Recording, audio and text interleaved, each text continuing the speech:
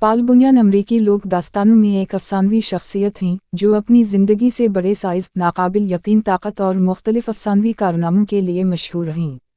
یہاں ان کی کہانی کا ایک مختصر ورژن ہے۔ پال بنیان کے بارے میں کہا جاتا ہے کہ وہ ایک بڑا لمبر جیک تھا جو 19ویں صدی کے دوران شمالی امریکہ کے بیابانوں میں گھومتا تھا۔ ریاستہائے متحدہ کے شمالی جنگلوں میں پیدا ہوا، وہ حیرت انگیز شرح سے بڑھتا ہوا بہت زیادہ تناسب تک پہنچ گیا۔ ایک چھوٹے بچے کے طور پر وہ مبینہ طور پر اپنی کلہاڑی کے ایک جھولے سے جنگلات کو صاف کر سکتا تھا۔ پال بنیان کے سب سے مشہور ساتھیوں میں سے ایک اس کا نیلا بیل بابا تھا۔ بیبی دی بلیو آکس بھی بہت بڑا تناسب کا تھا اور جوڑا لازم و ملزوم ہو گیا۔ ایک ساتھ کہا جاتا ہے کہ وہ امریکی مڈویسٹ کے منظرنامے کی تشکیل کے لیے ذمہ دار تھے۔ پال اور بیبی کے پاس بہت سے ناقابل یقین مہم جوئی تھی۔ یہ کہا جاتا تھا کہ پال نے خاص طور پر گرما گرم بحث کے دوران اپنے پاؤں کو ٹھوکر مار کر عظیم جھیلیں بنائیں اور اس کے قدموں کے نشان پانی سے بھر گئے۔ اس نے اپنی کلہاڑی کو اپنے پیچھے گھسیٹ کر گرینڈ وادی بھی بنائی۔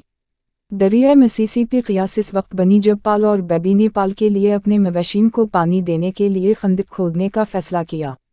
اپنی طاقت کے کارناموں کے علاوہ پال بنیان روزمرہ کے کاموں کے لیے اپنے منفرد انداز کے لیے جانا جاتا تھا۔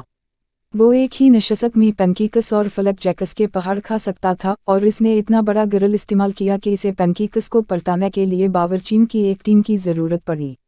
اس نے مینیسوٹا کی 10,000 جھیلیں بھی تخلیق کی تاکہ ایک بڑے پیمانے پر آگ بجھانے کے لیے زمین پر پتھراؤ کیا جائے، جس نے انگنت ڈپریشنز کو پیچھے چھوڑ دیا جو بعد میں پانی سے بھر گئے۔ پال بنیان کی کہانیوں کو اکثر امریکی سرحدی زندگی کی روح پر قبضہ کرنے کے لیے کہا جاتا ہے، جس میں جنگلی، غیر محفوظ زمینوں کو آباد کرنے والوں کی لچک، چالاکی اور مبالغہ آمیز خصوصیات پر زور دیا جاتا ہے۔ یہ کہانیاں نسل در نسل منتقل ہوتی رہی ہیں اور امریکی لوک داستانوں کا ایک اہم حصہ بن گئے ہیں، جو رنگین اور خیالی کہانیوں کی نمائندگی کرتی ہیں جنہوں نے ملک کے ثقافتی ورثے کو تشکیل دیا ہے۔